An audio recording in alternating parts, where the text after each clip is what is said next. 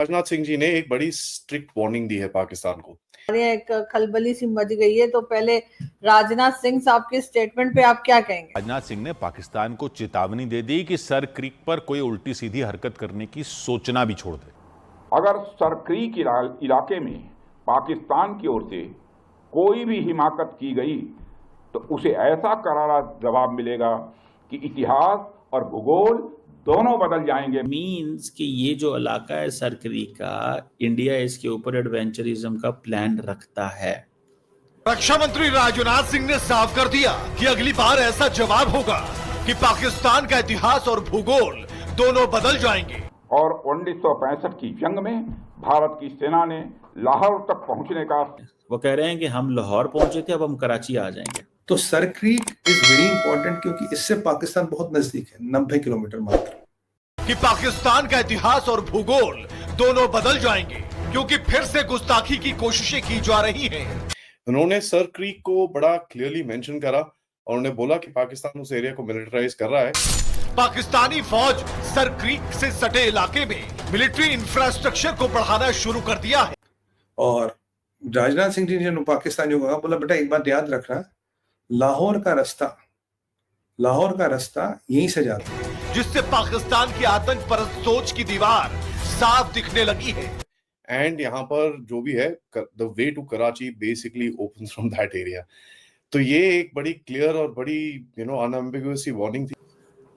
अच्छा, कभी पाकिस्तान के कभी किसी आपने डिफेंस मिनिस्टर को या किसी जनरल को सुना है कि? नमस्कार दोस्तों, जय हिंद। एलन भारत में आपका स्वागत है।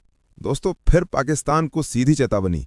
रक्षा मंत्री राजनाथ सिंह ने सीमावर्ती सर क्रीक क्षेत्र में पाकिस्तान की सैन्य गतिविधियों और बुनियादी ढांचे के विस्तार पर सख्त आपत्ति जताई है।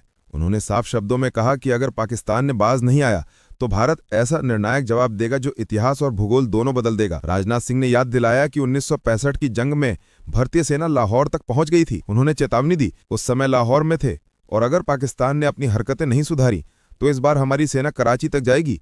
अगर ऐसे निर्माण और सैन्य गतिविधियां जारी रहती हैं तो भारत उसका ऐसा निर्णायक जवाब देगा कि इतिहास और भूगोल दोनों बदल सकते हैं। ये कोई सामान्य बयान नहीं बल्कि रणनीतिक गंभीरता का संकेत है।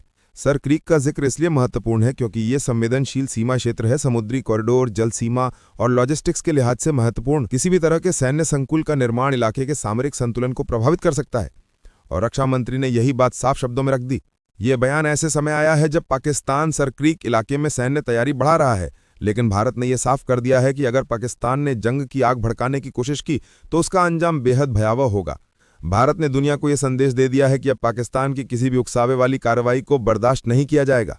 सर क्रीक से लेकर लाहौर और कराची तक पाकिस्तान को हर जगह सिर्फ हार का ही सामना करना पड़ेगा। बढ़ते वीडियो में वो कहता हो कि हम दिल्ली में आ जाएंगे, हम चंडीगढ़ में घुस जाएंगे, हम जनाब इधर घुस जाएंगे, कभी आपने पंजाब में घुस जाएंगे, कभी आपने सुना? नहीं सुनेंगे। क्यों नहीं सुनेंगे? Pakistan doesn't act like this. Pakistan ऐसे नहीं काम करता, ठीक है? ये माइंडसेट है यहाँ पे। इंडिया के अंदर ये चीज़ बड़ी इंपॉर्टेंट समझी जाती है। वहाँ पे पॉलिटिकल क्लास जो है, the time and again they are on this game, ठीक है? वो इस गेम में हैं, ठीक है ना जी? तो मुझे इस चीज़ को थोड़ा स्टडी करना है कि जो राजनाथ सिंह साहब हैं वो ये कह रहे हैं कि हम कराची पहुंचेंगे और हमारी इंटेंशंस अच्छी नहीं है। यार मुझे बात बताएं, हमारी इंटेंशन अच्छी नहीं। हम तो आपसे बहुत छोटा मुल्क है, आप तो बड़ा मुल्क है, आपके पास तो रिसोर्सेज हैं, पैसा है, आप तो अमीर हैं इस मुल्क, इस इलाके के, क्या कुछ है आपके पास। सो कराची आना चाहते हैं, लाहौर नहीं, कराची। 1965 में अगर भारत की फौज लाहौर तक पहुंच जाएगी, अभी तो 225 है, 2025 है, कितने साल बीत गए। अब तुम इस्लामाबाद तक पहुंचेंगे, डायरेक्ट आपके इस्लामाबाद तक पहुंचेंगे, डायरेक्ट आपके पिंडी तक पहुंचेंगे। जरा ये इस्लामाबाद और पिंडी तो बिल्कुल पास में है, जरा ये बात ध्यान रखना। और हमारी पूरी नजर है तुम यहाँ क्या कर रहे हो, किसकी मदद से कर रहे हो। ऐसा मानना है कि यहाँ जो हथियार वगैरह आए हैं ये हो सकता है अमेरिकन भी हो, ये हो सकता है चाइनीज भी हो, क्योंकि पाकिस्तान हथियार तो बनाता है, ये अमेरिकन है या चाइनीज है। तो यहाँ कुछ ना कुछ पाकिस्तान की मंशा ठीक नहीं है, इसीलिए माननीय राजनाथ सिंह जी ने इन्हें डायरेक्ट धमकी दी है। अब सर क्रीक को पाकिस्तान क्यों नहीं सेटल करना चाहती? क्योंकि ये एक बहुत उम्दा स्मगलिंग रूट है, यहाँ हाई टाइड और लो टाइड के गेम में बहुत कुछ हो जाता है। हाई टाइड में कुछ नहीं होता, लो टाइड में you can sneak in people. और because of the marshy land इसको पूरी तरह से 100% सीलबंद तरीके से इसकी निगरानी करना भी पॉसिबल नहीं है। This is also one of the facts about the land, और इसी का एडवांटेज पाकिस्तान लेना चाहता है। और इसके ऊपर काफी ऑफ कोर्स एक चीज है कि भाई अगला टारगेट कराची है, कराची के ऊपर अगला होगा 10 तारीख को, अगर नहीं रुकते 11 तारीख तक कराची खत्म हो जाता, तो काफी इसके ऊपर एक बैकग्राउंड भी है। ये एक सर क्रीक का एक जो ये एरिया है, इसको हमने इतना डीपली स्टडी नहीं करा। ये बड़ा इंटरेस्टिंग और बड़ा इंपॉर्टेंट एरिया है। बाकी इस क्षेत्र में एक बड़ी इंपॉर्टेंट चीज है साहब, इस क्षेत्र में आपके पास ऑयल एंड गैस के बड़े जखीरे हैं, और ये क्षेत्र because it's oil and gas, इसलिए पाकिस्तान चाहता है कि ये क्षेत्र हमें मिले। ये तो भारत का क्षेत्र, भारत तो चाहेगा हमें मिले, पाकिस्तान का तो कुछ लेना देना है नहीं, बट पाकिस्तान पूरी कोशिश करता है कि ये क्षेत्र हमें मिले, और भारत चाहता है ये क्षेत्र हमें मिले, क्योंकि कायदे से है ये भारत का क्षेत्र, इसमें पाकिस्तान का कोई लेना देना है नहीं। तो ये डिस्प्यूटर दूसरा एक और एंगल है इसमें जो समझना बड़ा इंपॉर्टेंट है। देखिए, अगर आप इस क्षेत्र को कंट्रोल करते हो तो आपका जो मैरीटाइम बाउंड्री है वो आगे बढ़ती है। मैरीटाइम बाउंड्री आगे बढ़ती है तो मैरीटाइम इकोनॉमिक जोन आगे बढ़ता है। अगर आपने मान लीजिए क्षेत्र छोड़ दिया तो आपकी मैरीटाइम बाउंड्री या मैरीटाइम इकोनॉमिक जोन, एक तो मैरीटाइम बाउंड्री आपकी बिल्कुल यहाँ आ गई, तो जो उसके आगे जो इकोनॉमिक जोन का क्षेत्र होता है वो घट जाता है।